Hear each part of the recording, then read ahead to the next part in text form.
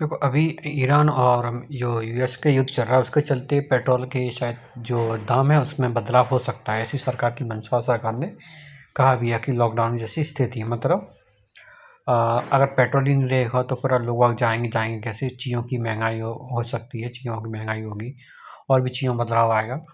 तो अधिकतर और साथ में बहुत सी सरकारें ये कर रही हैं कि वर्क टू होम दिया जाए लोगों को, 50% ऑफिस में 50% घर पर। तो इसमें देखा क्या किया जाएगा इसके लिए।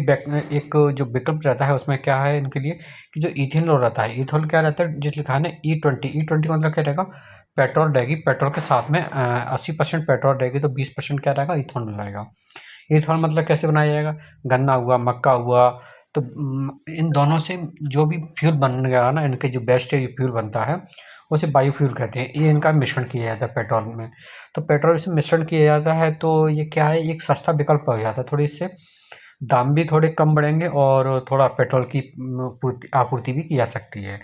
लेकिन इससे क्या है ना, जो गाड़ियों के इंजन होते हैं थोड़ी उसमें समस्या आ सकती है, क्योंकि गाड़ियों के इंजन जो इथेनॉल पेट्रोल है उसके आधार पे नहीं बने, लेकिन पेट्रोल के आधार पे बने, इथेनॉल के आधार पे थोड़े उनको विकसित नहीं किया गया।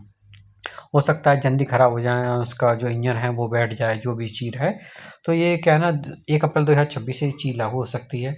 इसका उद्देश्य देखो सरकार क्या करी है, इसका उद्देश्य है प्रदूषण को कम करना, कच्चे तेल की जो आयात है भरोसा उसको घटाकर कम करना। मतलब जैसे कच्चा तेल कम आ रहा है तो उसकी निर्यात जो भी आयात होगा ना, तो उससे क्या है ना, कह रहे हैं कि निर्भरता घटाकर विदेशी मुद्राओं को बचाना है।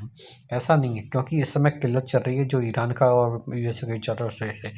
ये पेट्रोल की देखो कुछ बातें दे रखी, क्या होता है ये पर्यावरण के अनुकूल होता है, कार्बन उत्सर्जन करता है। भाई देखो, जब कोई चीज़ की कमी आती है तो दूसरी चीज़ के फायदे गिनाए जाते हैं, अक्सर बात है, ठीक है ना।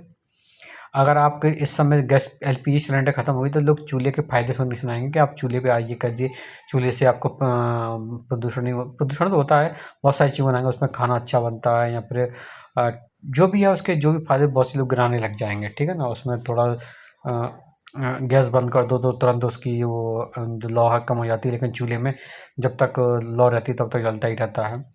इसके अलावा देखो एक सस्ता विकल्प है भैया, देखो दूसरा नहीं कुछ मिला तो सस्ता विकल्प है ही है, क्योंकि गैस सिलेंडर नहीं है तो चूल्हा ही ऑप्शन बचा। इंजन पर असर, 2030 से पहले की गाड़ियाँ इसके इस्तेमाल से इंजन के रबड़ पार्ट्स खराब हो सकते थे, माइलेज 3 से 6% कमी आ सकती है। तो भैया अभी भी आएगी, ऐसी बात नहीं है। देखते हैं अभी क्या कह रही है।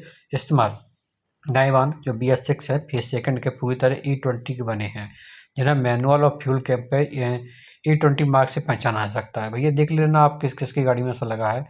और देख लेते हैं E20 पेट्रोल के पर्यायवाची, मतलब इथेनॉल मिश्रित करना, E20 ईंधन बायोफ्यूल जी, मतलब इसको बोलते हैं, ये चीज़ होगी।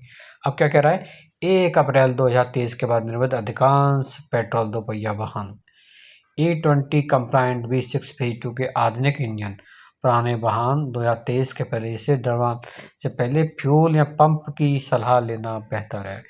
भाई वहाँ पे क्या सलाह लोगे, जब कोई मिल नहीं रहा तो वहाँ पे सीधा आप यही डरवाओगे ना। अब देखते हैं कितना लॉकडाउन लगता है, क्या होता है, जो भी है आपके पास यही ऑप्शन है, इसके अलावा कोई ऑप्शन नहीं है। यहाँ एक और इससे सस्ता ऑप्शन बताता हूँ, बैलगाड़ी।